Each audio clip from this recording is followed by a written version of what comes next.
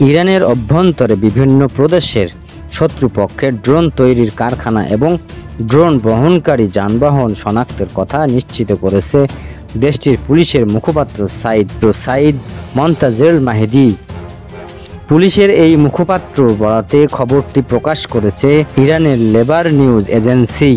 প্রতিবেদনে আরও বলা হয়, ইসরায়েলের 14টি ড্রোন ভূপাতিত করার কথা জানিয়েছেন ইরানের পুলিশ। এদিকে দেশটির প্রেসিডেন্ট মাসুদ পেজেশকিয়ান মন্ত্রিসভায় সঙ্গে বৈঠকে বসেছেন।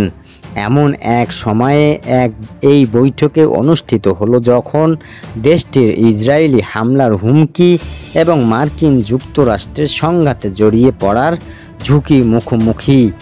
তাসনিম জানিয়েছেন, আজ বুধবার সকালে প্রেসিডেন্ট ভবনের এই বৈঠক শুরু হয়। তাসনিম প্রকাশিত ছবিটিতে first vice president Mohammad Reza Aref এবং মন্ত্রিসভায় অন্য সদস্যদের বৈঠকে উপস্থিত থাকতে দেখা গেছে।